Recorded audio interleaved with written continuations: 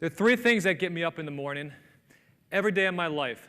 It's driven me, and it's driven me to this stage. Those three things are truth, the pursuit of the truth, equality, the fight for equality, and the third is fulfilling potential. And each one of these three things are everywhere in life. As soon as you walk out that door, as soon as you rise from the bed, as soon as I step foot in Albatross inside of a restaurant, I see the truth in many things. I see the truth in a good glass of wine, a really earthy, full-body glass of wine. I can taste it. It's in me. And when I taste it, I go after it. I find the same with cheese, a nice, unctuous cheese. A bit barnyardy, but you know what? Sometimes the truth stinks.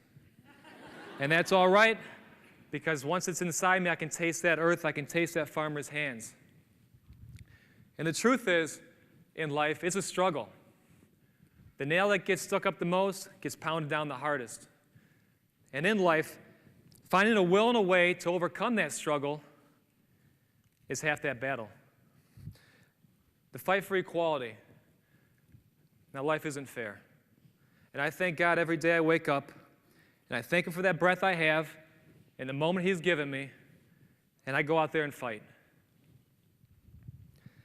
I'm so thankful for that. Because when I walk outside, I see people that may have a disability or maybe aren't mentally prepared as others are, but it's not me. And why me? Why do I have this benefit? Why do I have this luxury? Life hasn't been fair around me, okay? I've seen people killed in my life. I've seen them in poverty, and that's not fair. But you know what? We fight. We fight each and every day to make it a better place. It's not a lot of fairness, that's for sure. Fulfilling potential. Now, this one will keep me going the rest of my life. When I see this one, I go after it harder than anything else. I do it for myself. I do it for my staff at Albatross. When I see a human being, I don't look at them and how to manage them. I look at how to manage their potential and take them to places they never thought possible. Through their mind and through their abilities, take it and let them fly. And I see the same when a diner comes into the restaurant. And I can tell you this, maybe it's one of you out there, and I can see the passion in your eyes, and someone's in love, or maybe someone's just having a bad day, and it's me and my staff in that kitchen that wants to take them to that different place, fulfill the potential of a dining experience. It's an important part. It's the core of this career. And 15 years ago, I nearly wiped all this potential away. Everything. Every last bit of it. A life of dealing dope and fighting and alcohol just caught up with me one day. And there I stood in front of a judge, my face nicked up from that damn razor they give you in the morning, my hair greasy. I was shaking. And that judge looked down on me like a piece of shit. He looked down on me, and I don't know what he was thinking that day. I have no idea, but I'll never forget his face. Maybe he saw some truth in me. Maybe he saw that potential, but he gave me a pass. He let me walk free, and I'll never forget that man. I'll never forget his face and that look of disgust he had on me, but I'll take it. And take it I did.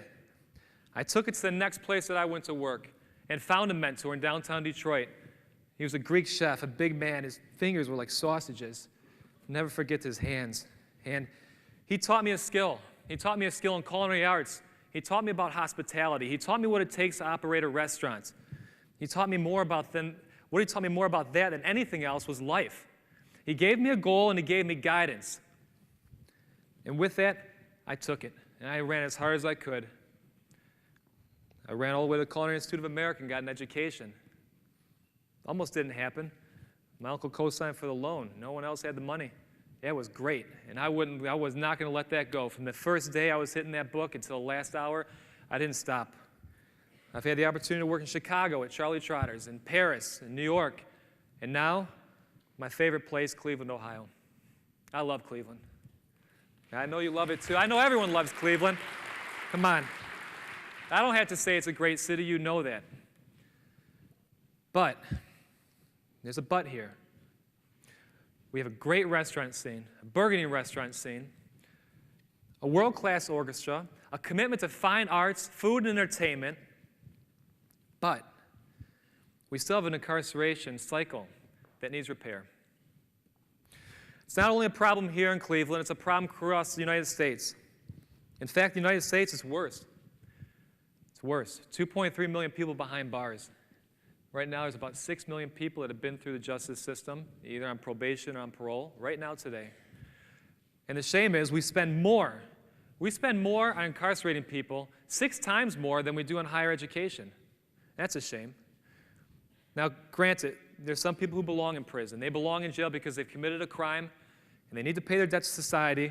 But for many, it's just a bad decision that's made in a stage in their life, and that should be all. But it's not.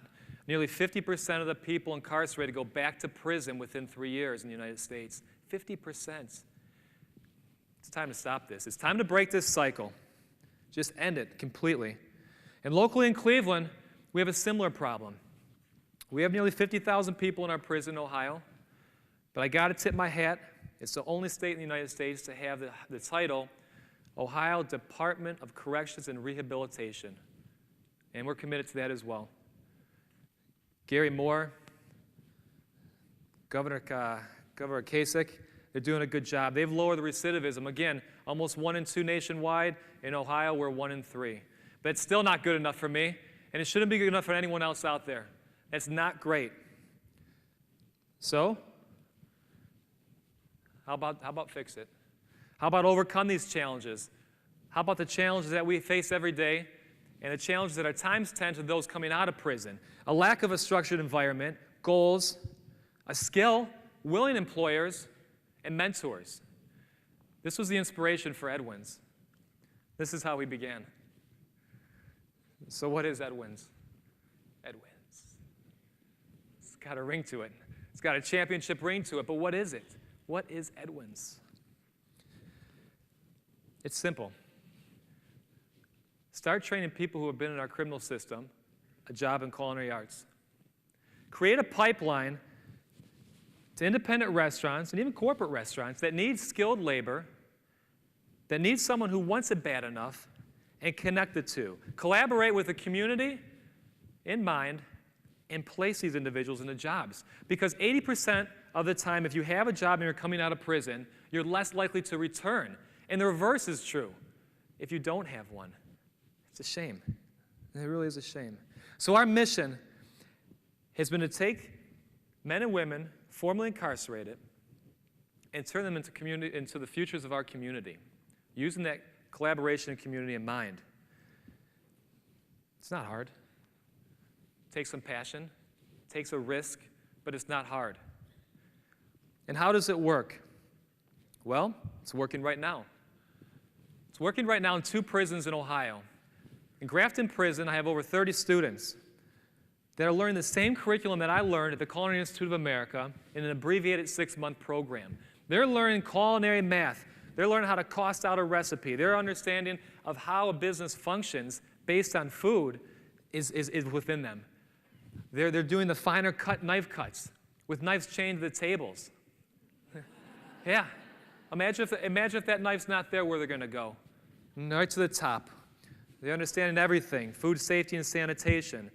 We just did a luncheon last week, and it brought tears in my eyes when I left that these 28 men or 30 men cooked a 3-course lunch for 13 people with all the disabilities that you have in prison and all the hoops you have to jump through. We made it happen, and it was a beautiful thing. 3 courses, Grafton Prison. It's bigger than Johnny Cash, in my opinion. A lot bigger. I also have 25 students in an all-women's facility here in Cleveland at Northeast Pre-Release. And they're a little bit behind because we started later, but they're on the same page. They're looking for that second chance. They're looking for a skill, and they're looking for something that they can use their ability towards when they get out of prison, instead of coming back. The next phase is a restaurant, hopefully opening sooner than later. Sooner than later. So we can now up our attendance from 50 students within prison to 100 students per year. 100 second chances. I wonder what that looks like. I don't know yet, but I can't wait. It's beautiful just thinking about it. The third phase of our program is mentorship, to making sure people do not recidivate or return to prison. The mentorship is an important part of the program because it was an important part of my life. I knew a restaurant could change the world because it changed mine. And if we could provide that same surrounding family or network of partners, we can change lives. It's that simple. So we teach 100 students. We teach 50. Today we teach 1,000 students. What does that look like? And I'll tell you what it looks like. It looks like revitalizing communities, reuniting families. It looks like generating economic output to inject into Cleveland to make it a better place. You know what it looks like to me? I'll tell you what it looks like to me. It also looks like a father going to work every day, setting an example for his son. It looks like a mother who can put food on the table because she has a job. That's what it looks like to me. And I can't wait for this to fly. What it also looks like to me are some of the examples I have right now, some of the chances that I've taken. Some of the individuals in prison that I see their eyes light up when we bring in 100 products, and some of them never seen a pomegranate before. They didn't even think to peel garlic before you have to eat it. I mean, the light bulbs are popping. The excitement's in their eyes. I can see their passion. I can feel it inside me. And that's more moving than anything. That's worth more than any cassoulet you can buy at Albatross. Okay? I've got examples in my life. A couple over here that are working. A couple that I've placed. One in particular, a man named Matt. I get an email after nine years in Grafton prison. He reaches out to me and he says, I'm ready for a second chance. I'm looking for a second chance. Yes, I made a bad decision, but I own it. It's mine. But please give me a shot. 9 years in prison. Oh, gosh, it's disgusting. But he made a bad choice. He paid his debt to society, and now it's time to let the wheels off, okay? And now where is he? He's serving over here at Albatross. He's serving food, taking your order, and loves it. He's also on the way to taking his sommelier examination. Can you believe that? 7 months out of jail. He's sniffing wine with the best of us. There's another man named Jerome. Jerome, he was a guy who was referred to by one of our partners, Passages, a nonprofit. And he said the same thing. I'm looking for a second shot. I can't get it. I'm hitting the pavement. I've got kids. Don't want to wind up in that same cycle that brought me to prison. What is he doing now? He's on his way to serving. 5 months later, never late, always on time. Sometimes I got to bust his balls, though, because he gets a little off track. He's a little unfocused sometimes. But it's only because he's so happy. He's so happy to be around a good group of people, and he's happy to be serving people in Cleveland, and he's happy to be providing for his family. So I can't blame him. I believe in this. I believe in this more than anything I have in my life. I've been chasing it for a long time. In April, I'll be leaving Albatross. I'll be leaving. You're the first to find out. That's how much I believe in this. There's 3 reasons why I'm leaving. 3 strong reasons why I'm leaving to pursue this the rest of my life. To pursue the truth, to fulfill potential, and fight for equality.